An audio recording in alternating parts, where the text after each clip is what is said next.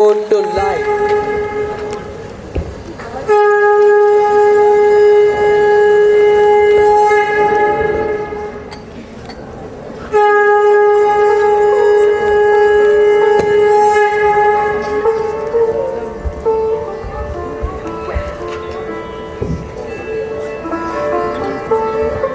नमस्कार। कहते हैं जब धरती की कष्ट बहुत बढ़ जाते हैं, नास्तिकता का राज्य होने लगता है और लोग अपने बनाने वाले को भूल जाते हैं, तो धरती के अंदर से एक पुकार उठती है जो सभी रुकावटों को चीरती हुई अपने लक्ष्य तक जा पहुंचती है। 19वीं शताब्दी के अंत में जब भारत गुलामी की जंजीरों में जकड़ा हुआ, अंग्रेजों की कोड़ों की मार से चीख रहा था, तड़प रहा था और लगभग बेहोश होने की कगार पर पहुंच चुका था, उसी समय जन्म हुआ था उस पवित्र, मासूम और उज्ज्वल आत्मा का, जिसने अपनी भूमि के कष्टों को काटा, अपनी भूमि को पुनः सजीव किया और भारत के लोगों में 800 साल पुरानी गुलामी से मुक्त होने का आत्मविश्वास जगाया। ये एक संयोग था कि श्री अरविंद जी का जन्म इसी तारीख को 1872 में हुआ, यानी 15 अगस्त 1872 को स्वतंत्र भारत की पवित्र तारीख वाले दिन आजादी से जुड़ी थी श्री अरविंद जी की आत्मा। वो एक योगी की आत्मा थी, क्रांतिकारी की आत्मा थी, दूरदृष्टि वाली आत्मा थी, वो एक महात्मा थी, श्री अरविंदो घोष। तो दर्शकगणों, लीजिए प्रस्तुत है उस महातपस्वी महायोगी का अपनी भूमि के लिए, अपने देश के लिए, अपने संस्कारों के लिए किए गए कर्मयोग की कहानी का नाट्य रूपांतरण हम शुरू करते हैं। आज से लगभग 152 साल पहले श्री अरविंदो माता स्वर्णलता और पिता कृष्णधन घोष की तीसरी संतान थे। पिता कृष्णधन घोष बहुत दयालु और शांत व्यक्ति थे, परंतु जब वे अपनी पोस्ट ग्रेजुएशन करके इंग्लैंड से वापस लौटे तो वे पूरी तरह से बदल चुके थे। उनके दिमाग में सनक के रूप में ये बात बैठ गई थी कि भारत की हर चीज पूरी है और उदास है और अंग्रेजी से जुड़ी हर चीज अच्छी और खुशगवार है। उन्होंने अपने तीनों पुत्रों को बहुत बचपन में इंग्लैंड भेज दिया था ताकि वो अंग्रेजी शिक्षा, अंग्रेजी तौर तरीके सीख लें।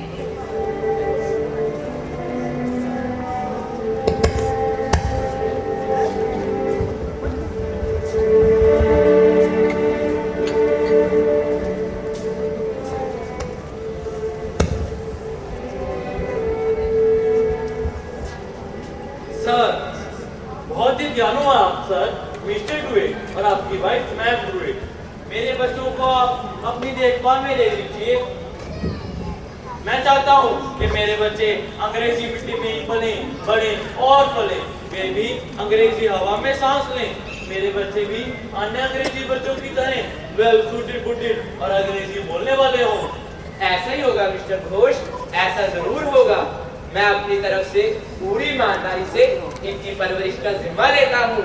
भारतीय विचारों का इन पे जरा सा भी असर नहीं होना चाहिए। भारत का सुस्त रवैया और अंधविश्वासों का असर इन बच्चों पर बिल्कुल भी नहीं पड़ना चाहिए। मैं बस इतना ही चाहता हूँ। आप निश्चिंत रहिए, डोंट वरी, मैं आपको विश्वास दिलाता हूँ इनका पालन पोषण अंग्रेजी वातावरण में ही होगा।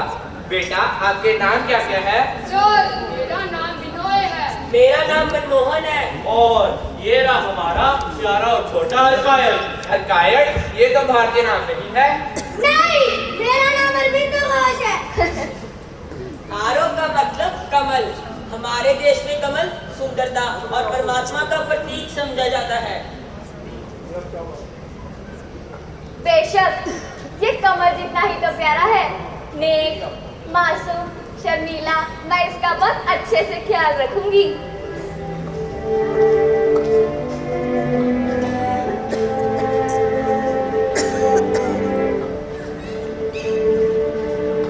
इस तरह अरविंदो की पढ़ाई की शुरुआत हुई। मिस्टर डुवेट इंग्लिश और लातिनी सिखाते तो मिसेज डुवेट हिस्ट्री, भूगोल और फ्रेंच सिखाती थी। पढ़ाई पढ़ाई पढ़ाई, हर समय पढ़ाई। बाइबल, शेक्सपियर की सभी रचनाएं, पश्चिम का सारा श्रेष्ठ साहित्य और दर्शन, बचपन में ही उनके मासूम दिल में समा चुके थे। कवियों में उन्हें शैले और कीट्स बहुत पसंद थे। सच तो ये है कि शैले द्वारा लिखे द रिवोल्ट ऑफ इस्लाम की अरविंद के किशोर मन पर गहरी अमृत छाप पड़ी।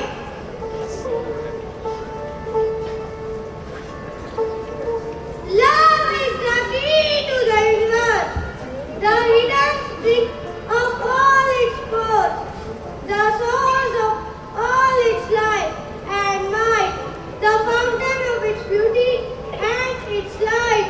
The world is weary of the past. Oh, might it die? Oh, rest at last. The temple of the spirit on the sound, which is Ishur dance, drawn nearer and near. Like the swift moon, this glorious earth around, the charmed boat approach, and there is heaven found. अन्याय और अत्याचार से मुक्ति की क्या शानदार कल्पना है। मैं भारी उथल पुथल और क्रांतिकारी बदलाव का दौर देख रहा हूँ और इसमें भूमिका निभाना मेरा परम सौभाग्य होगा। क्यों बांधे जिंदगी को जुल्म की जंजीरों से, जब प्रकृति ने ही ऐसा नहीं माना। शाबाश, हमारा छोटा क्रांतिकारी इस बारे में बात कर रहा है। हमारा छोटा औरो हमेशा ऐसे ही सवार रहता है। और मुझे तुम्हें कुछ बताना है। बताइए। लेकिन तुम्हारे भाई वे कहाँ हैं? मैं अभी उन्हें बुला कर लाती हूँ। विनय, मनमोहन, इधर आओ। मिस्टर ड्रूइट तुमसे कुछ बात करना चाहते हैं। यस मिस्टर ड्रूइट, मुझे आपको कुछ बताना है। बताइए। अब मैं और मिसेस ड्रूइट ऑस्ट्रेलिया बसने जा रहे हैं। लेकिन हमारा क्या होगा? घबराओ मत, डोंट वरी। मैंने आप सभी के रहने का इंतजाम लंदन में अपनी माँ के घर कर दिया है। वो आप सबका अच्छे से ख्याल रखेगी।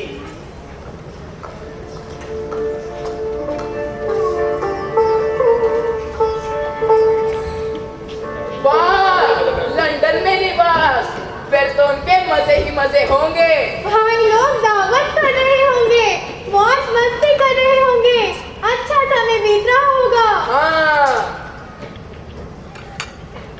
लेकिन नहीं, बिल्कुल नहीं, ये समय उनका सबसे कठिनाई भरा था। ये उनका गरीबी से भरा परीक्षा का समय था। घर से खर्च जाना बंद हो चुका था। अपने अलावा अपने दो भाइयों की खर्च की चिंता भी उन्हें ही करनी पड़ती थी। हालात ऐसे हुए कि जिन पर उनका कोई वश न था। गरीबी और भुखमरी ने उनकी इच्छा शक्ति को और भी मजबूत बना दिया था। हमें विश्वास नहीं हो रहा कि श्री अरविंदो इतनी गरीबी में और फिर भी इतने मजबूत। हाँ, वो ऐसे ही थे।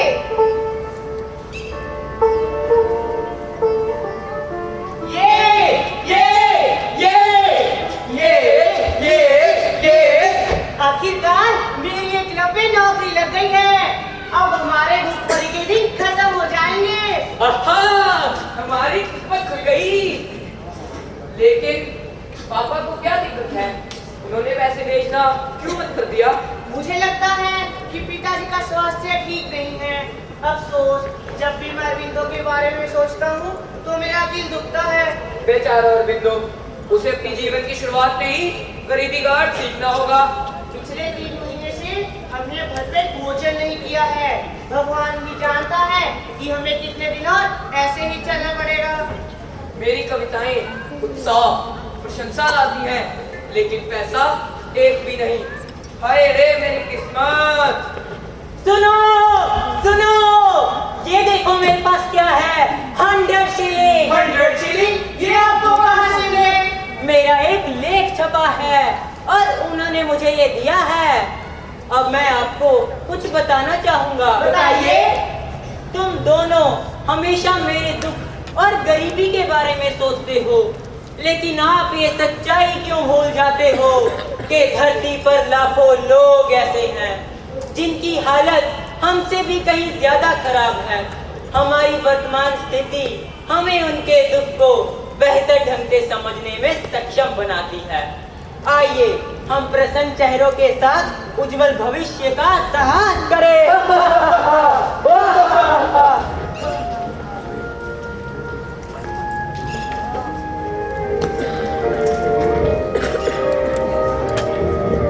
और वो बिना किसी शिकायत के पढ़ाई करते रहे, माथे पर कोई शिकन नहीं। और जब उन्हें सैन पॉल स्कूल में भर्ती करवाया गया तो उनकी प्रतिभा ने उनके अध्यापकों को बहुत प्रभावित किया।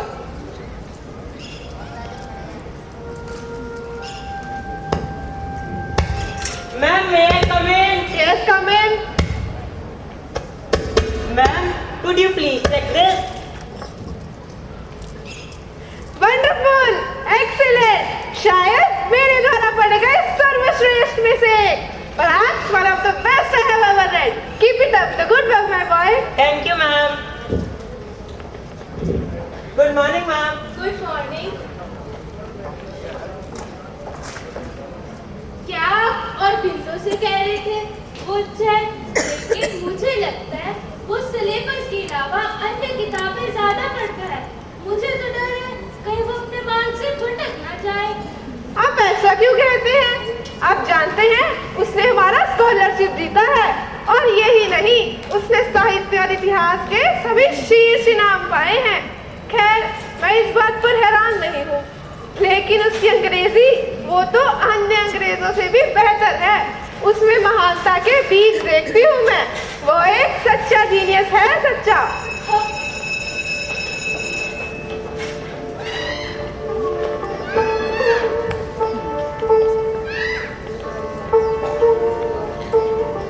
कितना सच है।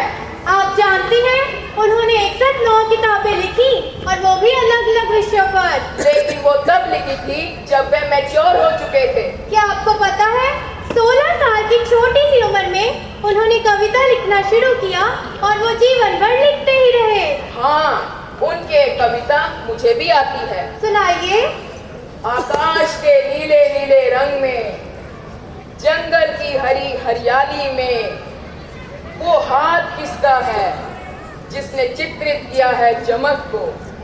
जब हवाएं आकाश के आगोश में सोई हुई थी, वो कौन था जिसने उन्हें जगाया और बहने का आदेश दिया।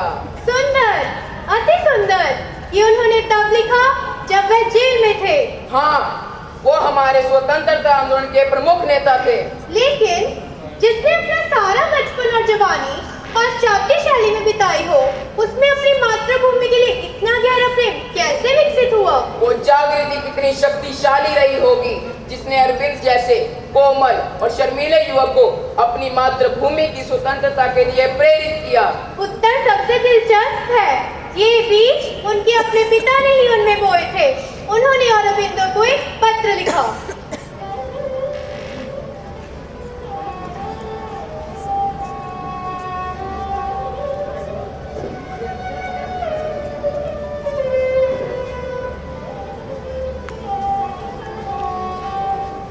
प्रिय पुत्रों, आखिरकार मेरी आंखों से पर्दा उठ गया है। मैं पर्दा कहता हूँ, आंखों पर पट्टी नहीं।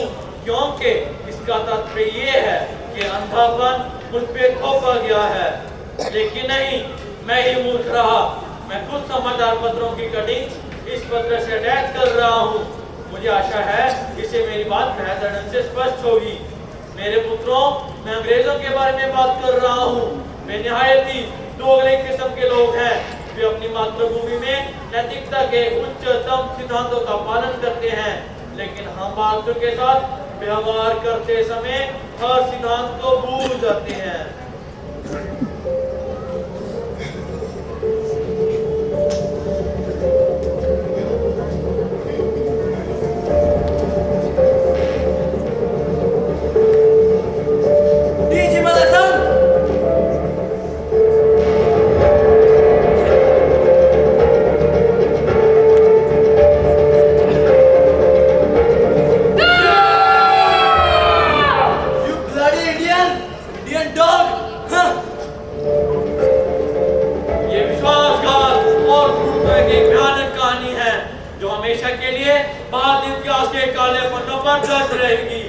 अगर कभी किसी के सपने टूटे हैं तो वो मेरे ही हैं।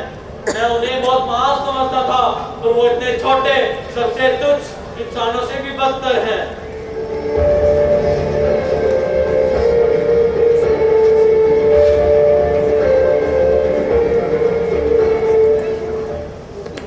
मैं कितना स्वार्थी हूँ। मैंने कई वर्ष बेकार की बर्बादी में बिताए हैं, जबकि मेरी मातृभूमि कष्ट सह रही है और दमनकारी जंजीरों में जकड़ी हुई है। वो मुझे इशारे से बुला रही है। मुझे वापस जाना होगा। हमें वापस जाना होगा।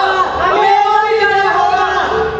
पिता के पत्र का उनकी आत्मा पर इतना गहरा प्रभाव पड़ा कि वो कैम्ब्रिज में क्रांतिकारी समाज इंडियन मजलिस में शामिल हो गए। इसके अलावा वो एक गुप्त सोसाइटी लोटस एंड डैगर के सदस्य बन गए, जहां उन्होंने अन्य सदस्यों की तरह प्रतिज्ञा ली। हम भारत के बच्चे शपथ लेते हैं कि हम आराम नहीं करेंगे जब तक हमारी मातृभूमि अंग्रेजों के अत्याचारों से मुक्त नहीं हो जाती। हम चैन से नहीं बैठेंगे। वंदे मातरम, वंदे मातरम, वंदे मातरम। उनके पिता की प्रबल इच्छा थी कि वो ICS ऑफिसर बने और भारत में उन्हें प्रशासनिक पद प्राप्त हो। उन्होंने अच्छे अंकों से ICS की परीक्षा उत्तीर्ण कर ली, पर उन्हें कोई खुशी महसूस नहीं हुई। अभी तो ये देखो, तुमने ICS के एग्जाम में टॉप किया है। तुमने पिताजी का सपना पूरा कर दिया। अब तुम तो बड़े ऑफिसर बन जाओगे।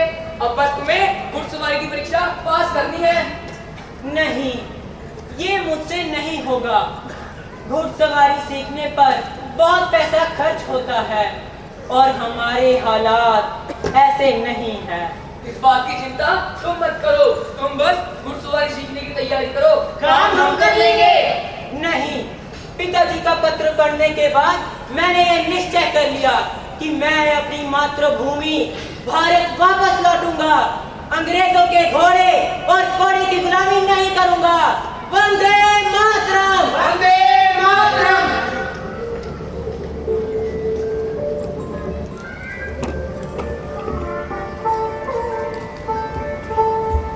चूंकि उनकी भारत लौटने की इच्छा बड़ी ही तीव्र हो चुकी थी, विनोय ने शेरविंदो और बड़ौदा के महाराज के बीच एक बैठक की व्यवस्था की। महाराजा ने तुरंत उस तेजस्वी युवक की कीमत पहचान और तुरंत उसे 200 रुपए प्रतिमाह की नौकरी दे दी। लगभग 14 वर्षों के बाद फरवरी 1893 में श्री अरबिंदो कार्थेज नामक जहाज से भारत के लिए रवाना हुए। उसके पिता उसे देखने के लिए कितने उत्सुक रहे होंगे, उसे मिलना, उसे गले लगाना। हाँ, लेकिन तब एक अनहोनी घटना घटी। बस एक छोटी सी गलती ग्रिनले एंड सन्स कंपनी ने टेलीग्राम द्वारा सूचित किया कि श्री अरबिंदो ने अपनी भारत की यात्रा जहाज द्वारा शुरू कर दी है। लेकिन से दूर वह जहाज डूब गया।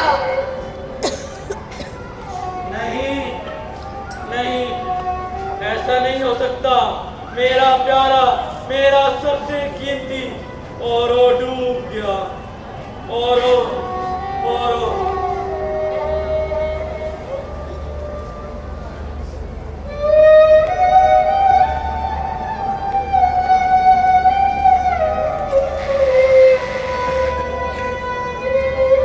पिता कीड़ी घोष इस आघात को सहन न कर सके और वो चल बसे।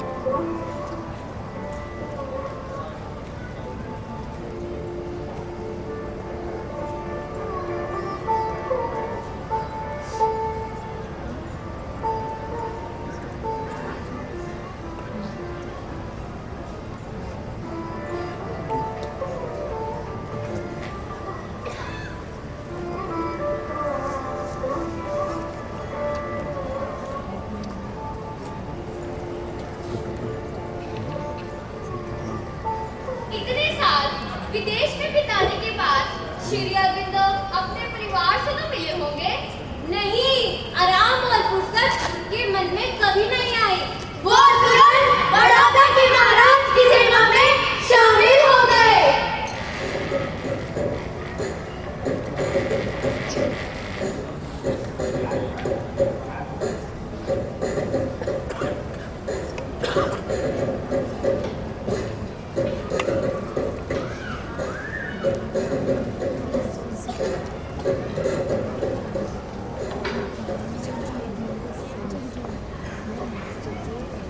और बिंदु, हम तुम्हारा ही बेसब्री से इंतजार कर रहे थे।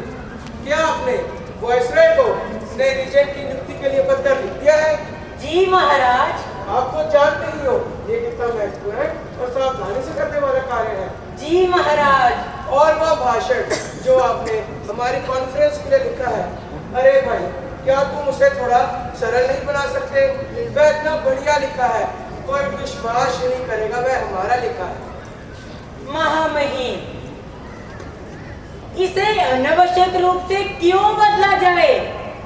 क्या आप मानते हैं कि यदि ये थोड़ा सरल होगा तो लोग इसे आपका मान लेंगे?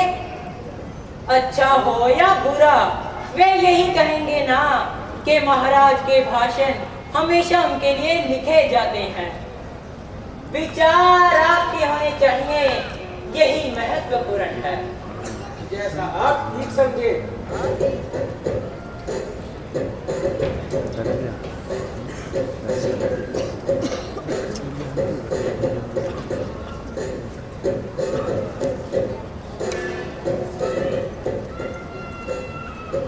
श्री अरविंदो की विद्वता को देखते हुए बड़ौदा के महाराज ने उन्हें कॉलेज की सेवाओं में नियुक्त किया।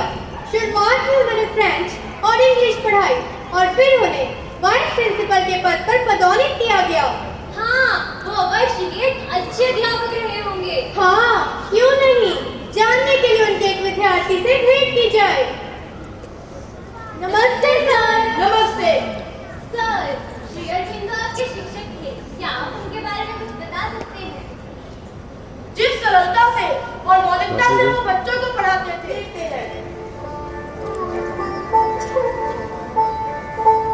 चल चल चल घेर दिया। ये ले, ये पकड़, ये ले, ये ले। माधव, अरे माधव, तुमने कहीं अरविंदो सर को देखा है क्या? नहीं, मैंने नहीं देखा। क्यों, क्या हुआ? मुझे उनसे कुछ काम था। अरे वो रहा पाटकर, चलो उससे पूछते हैं। चलो। अरे पाटकर, तुमने अरविंदो सर को कहीं देखा है क्या? क्यों, क्या हुआ? हमें उनसे कुछ पूछना था। लो, सर आ गए। नमस्ते सर। नमस्ते सर, हमें आपसे कुछ काम था। आइए।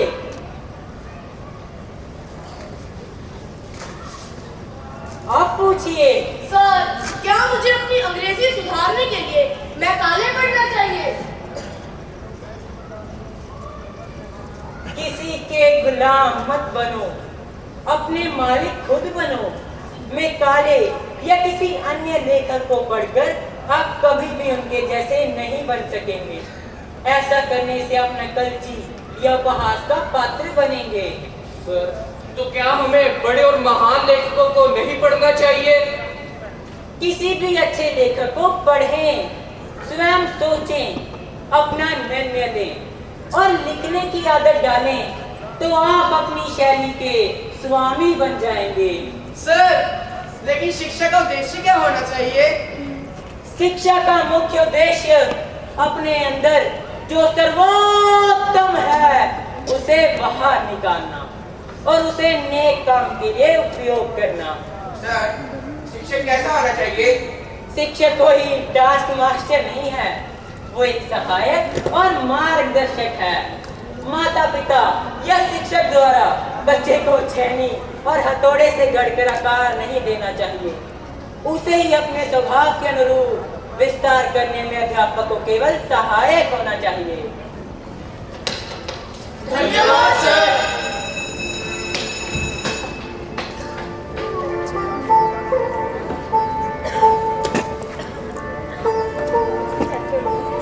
तो देखा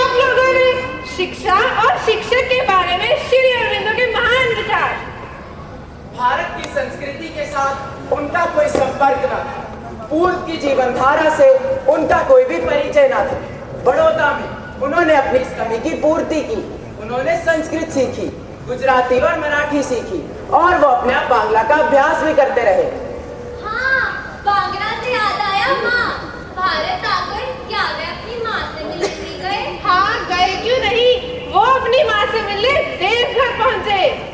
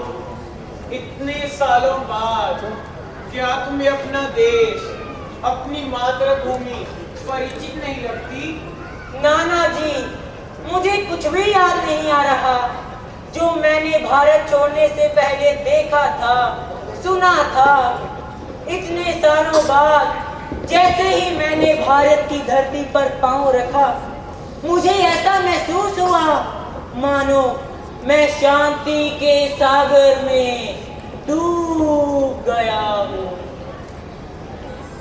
ओह, ये एक शुभ संकेत है। भारत माँ चाहती है कि आप उसके लिए, उसकी आत्मा की शांति के लिए शुभ काम करें। औरो, मेरे बच्चे औरो, कहाँ हो तुम? और बिंदु? पिताजी, और बिंदु कहाँ है?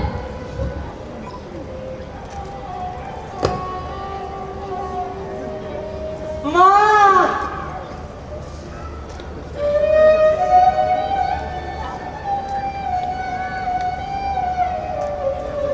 नहीं, तुम मेरे बेटे और बिंदु नहीं हो सकते। मुझे अच्छी तरह से याद है, जब उसे इंग्लैंड छोड़ा था तब मैं बहुत कम उम्र का था। लेकिन अब वो इतनी बड़ी मूछें कैसे बना सकता है पिताजी? नहीं, तुम मेरे बेटे और बिंदु नहीं हो।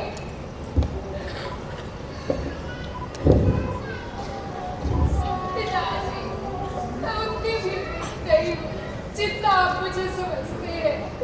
नहीं, तुम मेरे बेटे और बिंदु नहीं हो, बिल्कुल भी नहीं, नहीं, बिल्कुल नहीं। नाना जी!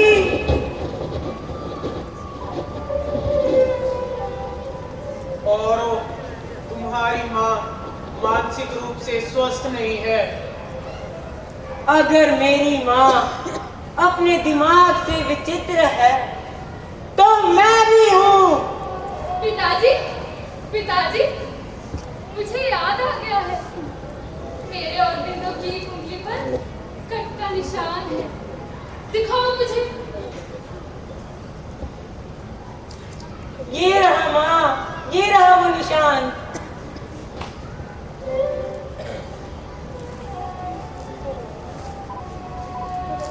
मेरा औरो। पिताजी, ये मेरा और बिंदु है।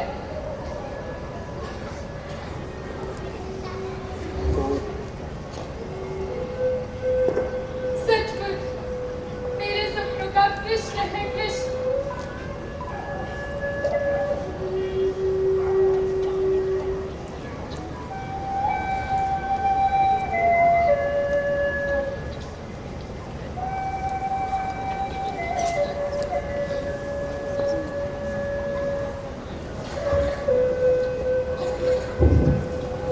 तो दर्शक गण अपनी कहानी पर वापस आते हैं। श्री अरबिंदो ने बड़ौदा में जिस मात्रा में साहित्य रचनाएं की वह अद्भुत थी।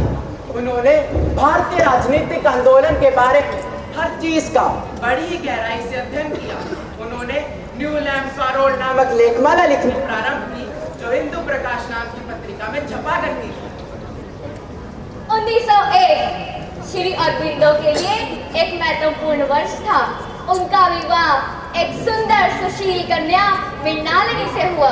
श्री अरबिंदो विवाह के बाद देवघर आए और वहां से वो सरोजनी और मृणालिनी के साथ नैनीताल गए।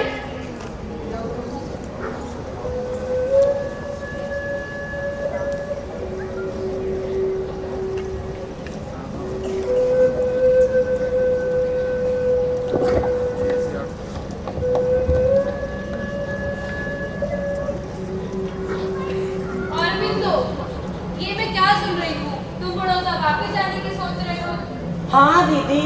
पर क्यों? अभी हमें नैनीताल आए 1 महीना ही हुआ है। क्या तुमने मृणालिनी के बारे में सोचा है? कोई और रास्ता नहीं है, मुझे वापस जाना होगा। तुम्हारा क्या मतलब है? तुम अपनी दुल्हन को अकेला छोड़ दोगे? लेकिन मुझे कोई सफाई नहीं चाहिए। उसे देखो, वह सुबह से रोई जा रही है।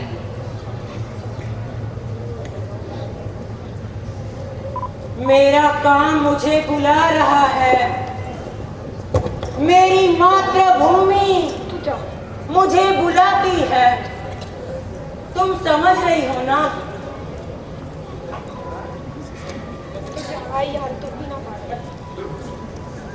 ऐसा बहुत कुछ है जिसे मुझे अभी पूरा करना है। यदि तुम इस समय बेचैन हो जाओगी तो इससे मेरी चिंता और बढ़ेगी। तुम मेरी ताकत हो, मेरी कमजोरी नहीं।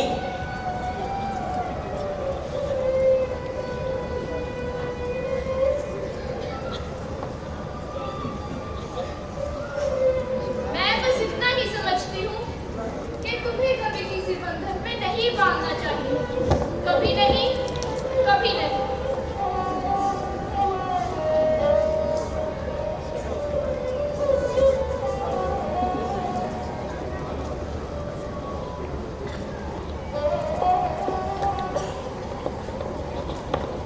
मातृभूमि की पुकार से श्री अरविंदो का क्या मतलब है?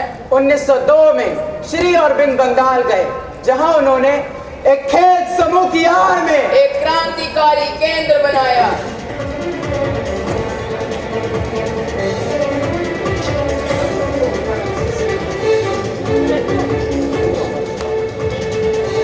देखो, वो हाथ में तलवार और गीता लेकर खड़े हैं। जब तक मुझ में प्राण है और जब तक भारत अपनी पराधीनता की जंजीरों से मुक्त नहीं हो जाता, तब तक मैं क्रांति का कार्य करता रहूंगा।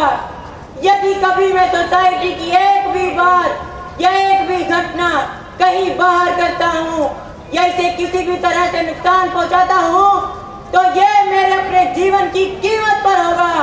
वंदे मातरम! वंदे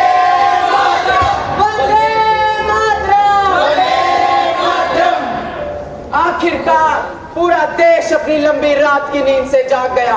लोग आक्रोशित थे। 800 साल की लंबी गुलामी के बाद जब देश जागना शुरू हुआ तो एक ऐसी शक्ति पैदा हुई जिसे नष्ट नहीं किया जा सका। स्वराज और स्वदेशी का नारा पूरे देश में फैल गया। महान राष्ट्रवादी आंदोलन खुलकर सामने आया। इसी समय श्री अरबिंदो ने भवानी मंदिर लिखा।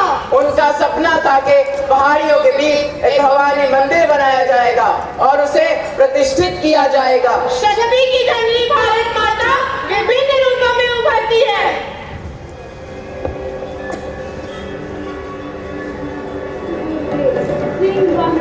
सर्वशक्तिदायिनी माता सिद्ध किए, तेरी शक्ति के अंश से उद्भूत हम भारत के युवकगण तेरे मंदिर में बैठे हुए तुझसे प्रार्थना करते हैं। सुन हे मां, तू भारत में आविर्भूत हो, प्रकाशमान हो। यहाँ कर्म योगियों के समूह को शिक्षित किया जाएगा, जो भारत माता के लिए सब कुछ त्याग देंगे। लेकिन हमारी मातृभूमि भारत क्या है?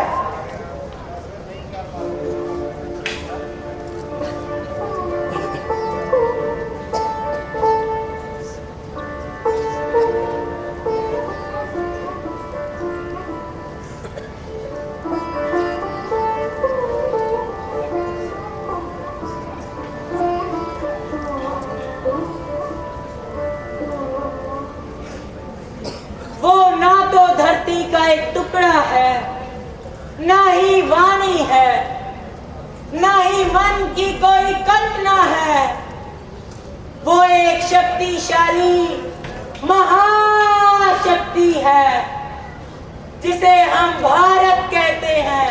Bhavani Bharti.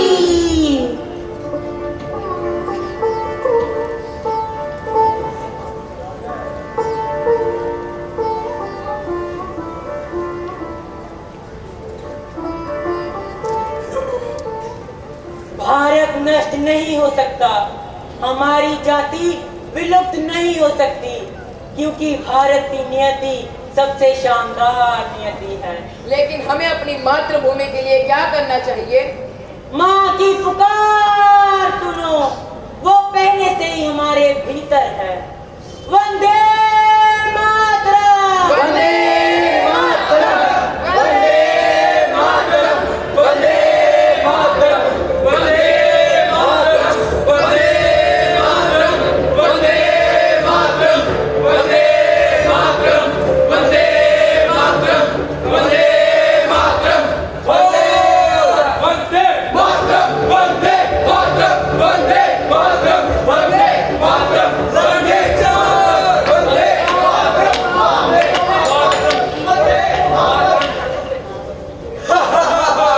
You bloody idiots! Vande Mataram!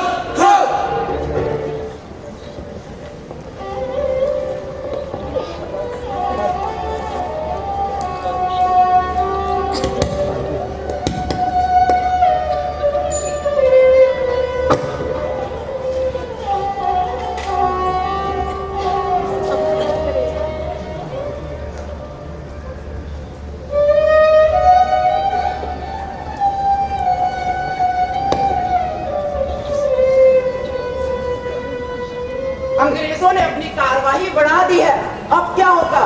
ये तो बस शुरुआत थी। इस प्रदर्शन ने लोगों से ब्रिटिश कपड़ों का बहिष्कार करने के लिए कहा गया, उन पर लाठी चार्ज किया गया। लेकिन ये वंदे मातरम क्या था? वंदे मातरम यानी मैं अपनी मातृभूमि की वंदना करता हूँ। वंदे मातरम बंकिम बाबू के उपन्यास आनंद मठ का एक गीत है, जिसमें मातृभूमि की वंदना भगवान की शक्ति के रूप में दुर्गा और लक्ष्मी के रूप में की गई है। वंदे मातरम में श्री अरविंद की वाणी निर्भय और आध्यात्मिक संकेतों से भरी होती थी, इसीलिए कानून की मुट्ठी उन्हें पकड़ ना पाती। लेकिन उसके बाद क्या हुआ? खैर, उन्हें सबूतों के आधार पर बरी कर दिया गया। इसने श्री अरविंदो को जो हमेशा पर्दे के पीछे बने रहना पसंद करते थे, सामने ला दिया और वो रातों रात राष्ट्रीय हस्ती बन गए। वंदे मातरम, वंदे मातरम, वंदे मातरम, वंदे मातरम, वंदे मातरम, सुजलाम सुफलाम मलयज शीतलाम शस्य श्यामलाम मातरम, वंदे वंदे मातरम, वंदे मातरम, वंदे मातरम, वंदे मातरम। शुभ्र ज्योत्सना पुलकित यामिनीं फुल्लकुसुमिता द्रुमदल शोभनीं सुहासिनीं सुमधुर भाषिणीं सुखदा वरदा मातरम, वंदे मातरम,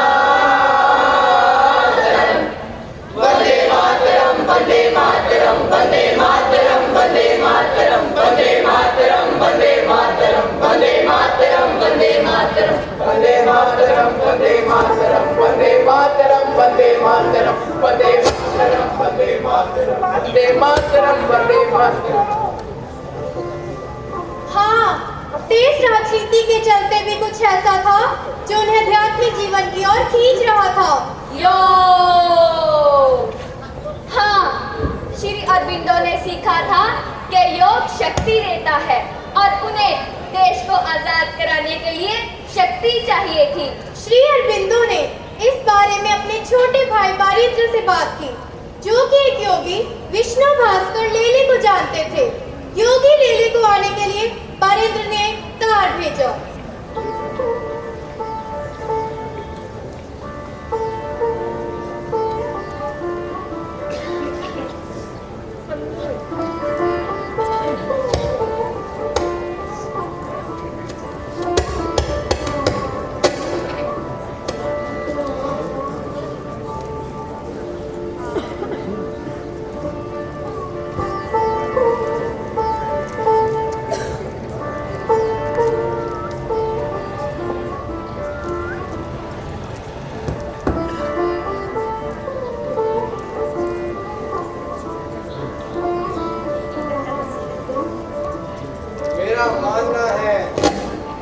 आप प्राणायाम का अभ्यास करते हैं और योग में आपकी रुचि है। हाँ, मुझे है, लेकिन मैं एक ऐसी बिंदु पर आ गया हूँ जहाँ सब कुछ अटक गया है और मैं इससे बाहर नहीं निकल पा रहा हूँ। ये मेरा सौभाग्य होगा यदि आप मेरी मदद कर सकें। हाँ बिल्कुल, लेकिन आपको इसके लिए सभी राजनीतिक मामलों से दूर रहना होगा। मैं ज्यादा दिन अपनी मातृभूमि की सेवा से दूर नहीं रह सकता, लेकिन कुछ समय के लिए अपना काम स्थगित कर सकता हूँ। आओ बैठो।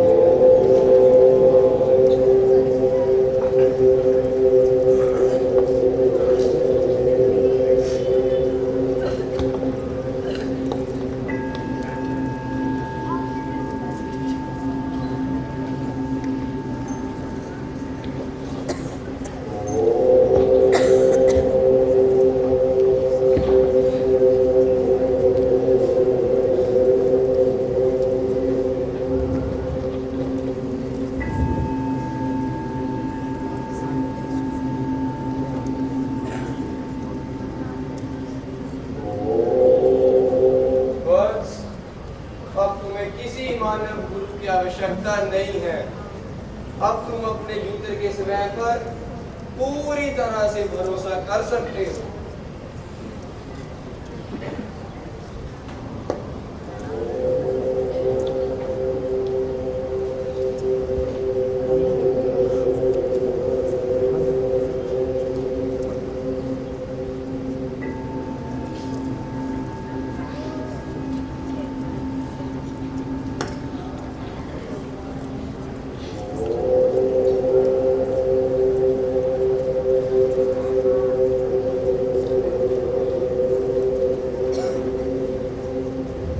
मैंने पहले कभी नहीं सुना था कि विचार बाहर से मन में आते हैं।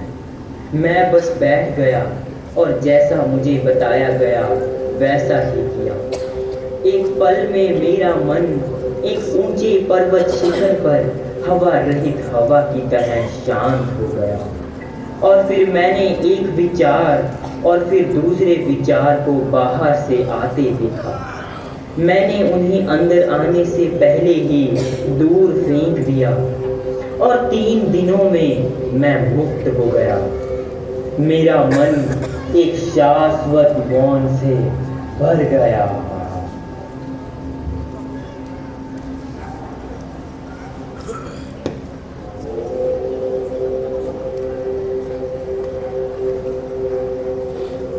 लेकिन उनके काम का क्या हुआ?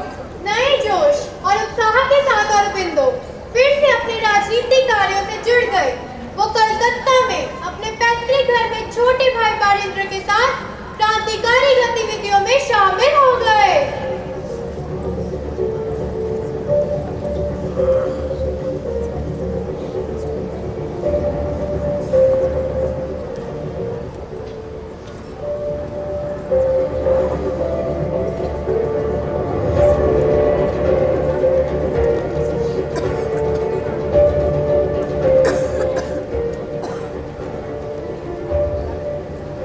देश को मां मानता हूँ, इसकी भक्ति करता हूँ, इसकी पूजा करता हूँ। इसी भाव को लेकर ही मैंने जन्म ग्रहण किया है। ये भाव मेरी नस नस में भरा है। वंदे मातरम, वंदे मातरम, वंदे मातरम, वंदे मातरम, वंदे मातरम। विदेशी हटाओ, स्वदेशी अपनाओ, विदेशी हटाओ,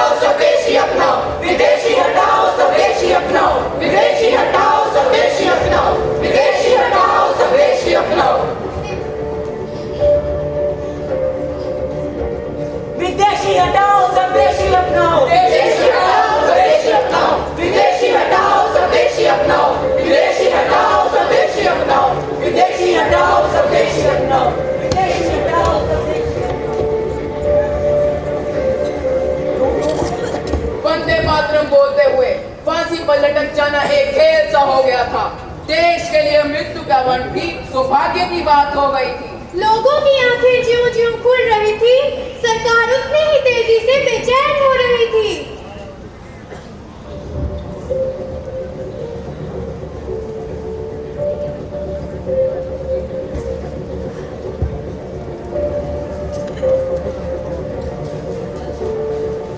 कॉन्फ्लिक्ट हो गए। सबसे तलाशी लो। Yes sir.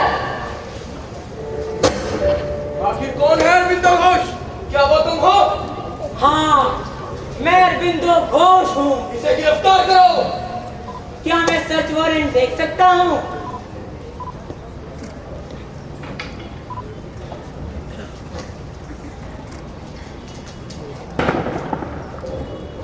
क्या आपको यहाँ कोई बम या विस्फोटक मिला है? आप अपने काम से काम रखे। मुजफ्फरपुर बम विस्फोट प्राप्त सबूत है। इसे हथकड़ियां पहना और इसी कमर बांध दो। तुम जालिम हो, तुम शैतान हो, मैं तुम्हें मार दूंगा। इसे भी हथकड़ियां पहनाओ। सफेद चमड़ी वाले कुत्ते, चुप! Shut up you rascal! जाहिल, अनपढ़, तुम्हें क्या लगता है जो तुम कर रहे हो वो सही है? हम जो कर रहे हैं अपनी मातृभूमि के लिए कर रहे हैं। You are graduated from Cambridge. क्या आप जैसे एजुकेटेड व्यक्ति के लिए इस तरह के घर में रहना शर्म की बात नहीं? मैं एक गरीब आदमी हूँ और उसी की तरह रहता हूँ। ओह, तो तुमने अमीर बनने के चक्कर में ये सारा कुछ चक्र रचा है ना? तुम्हें क्या लगा तुम बम बनाएगा, बंदूक बनाएगा और हमें पता नहीं लगेगा? और ये सब किस लिए? अपनी मातृभूमि के लिए। तुम मोटी खोपड़ी वाले अंग्रेज हो, तुम क्रूर हो, तुम शैतान हो। मातृभूमि के प्रेम के बारे में तुम क्या ही जानते हो? सर, ये देखिए, मुझे मिला है। ये क्या है? किसी तरह का विस्फोटक? हाँ, आप ऐसा सोच सकते हैं। ये दक्षिणेश्वर मंदिर, काली माता मंदिर की पवित्र माटी है। क्या कहा तुमने? What did you say? ये बात आप नहीं समझ सकेंगे। गिरफ्तार कर लो सबको, ले चलो।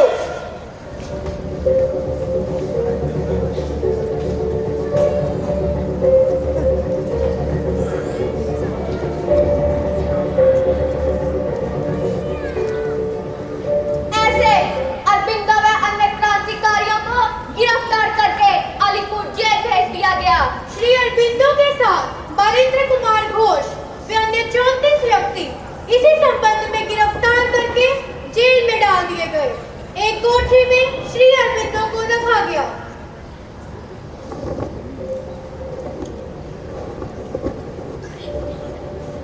हे भगवान, ये मेरे साथ क्या हुआ? मेरे पास अपने देश के लिए काम करने का एक मिशन था, फिर मैं यहाँ ऐसे आरोप में क्यों हूँ? रुको और देखो, जिन बंधनों को तोड़ने की शक्ति तुम्हें नहीं थी, मैंने वो सारे बंधन तोड़ दिए हैं। मेरे पास आपके करने के लिए एक और कार्य है, इसीलिए मैंने आपको यहाँ बुलाया है। आपको वो सिखाने के लिए जो आप अपने लिए नहीं सीख सकते हैं।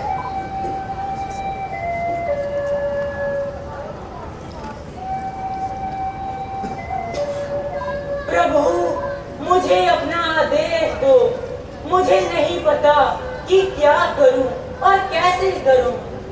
बहुत जल्द वो समय आएगा जब तुम जेल से बाहर जाओगे। मैंने तुम्हें काम करने के लिए बुलाया है। मैं तुम्हें काम करने और आगे बढ़ने का आदेश देता हूँ।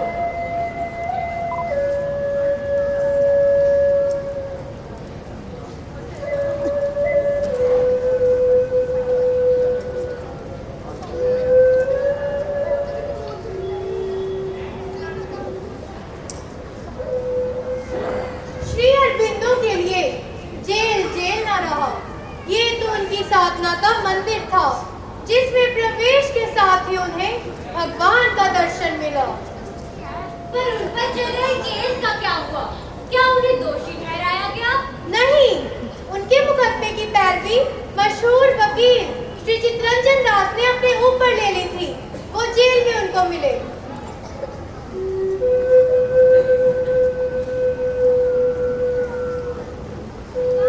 श्री अरबिंदो घोष, चितरंजन दास एडवोकेट, आपके मुकदमे की पैरवी की जिम्मेदारी मुझे सौंपी गई है। क्या आप अपने मुकदमे के बारे में मुझे कुछ कहना चाहेंगे?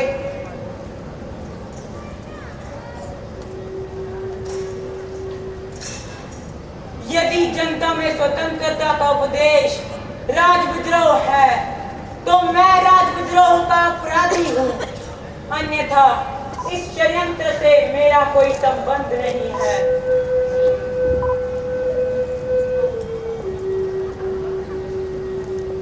एडवोकेट चितरंजन दास ने जिस भाषा में कोर्ट के सामने श्री अरबिंदो की निर्दोषता बतलाई, वे ऊंची प्रेरणा से भरी हुई थी। उन्होंने कहा, Moment was the highest